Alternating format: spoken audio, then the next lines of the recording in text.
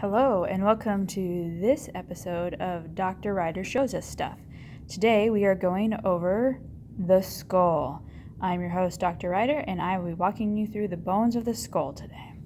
So we are looking at the anterior view to start with, and up here you can see this big bone here that forms your forehead is your frontal bone.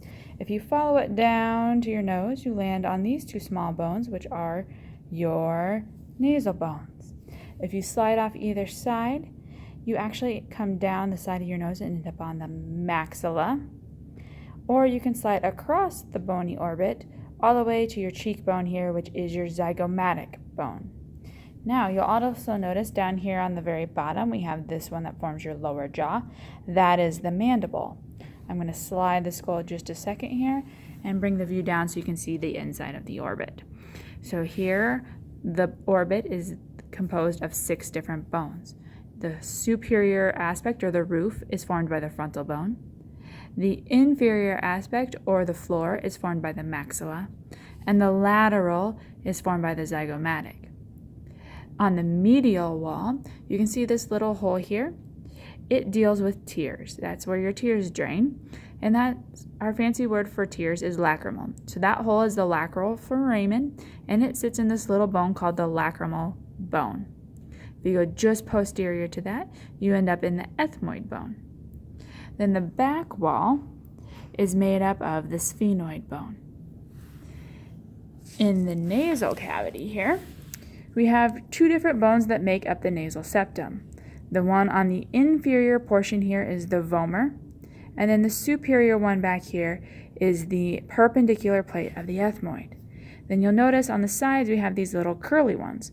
Those are called conchae, and there are 3 of them, but in our skulls you can only see 2. The one on the bottom is the inferior conchae, and the one above it is the middle conchae. Right? Here on the maxilla, on the tip of the nose, you'll see this pointy part. This is the anterior nasal spine. Now we're going to turn the skull to the lateral view here. Okay. So once again, you can see the frontal bone, the zygomatic bone, and the mandible. Here we have a few other bones we're going to add into it.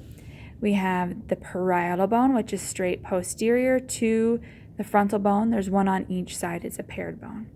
If you keep sliding back, the one that makes up the base of your skull back here is kind of hard to see. I'll kind of lift it up. There you can see that suture.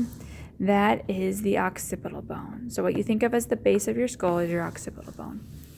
Then you can see this bone here that has the hole in it. That hole is your ear hole, or your external auditory canal. And this bone that it is a part of is called your temporal bone. Right? So temporal bone. It has a couple different processes. One is this big one here. That is the mastoid process. That's the bump you feel behind your ear. I'm going to move the mandible out of the way. And then you can see this little pointy projection. That is the styloid process. Now, if you go posterior to your eye to what you typically think of as your temporal bone, this is actually your sphenoid bone. It is a butterfly-shaped bone that runs through the skull. So you can see it on the other side and then also on the inferior view. So if I flip this over a second, this section here would be sphenoid. This back here where my thumb is would be the occipital bone.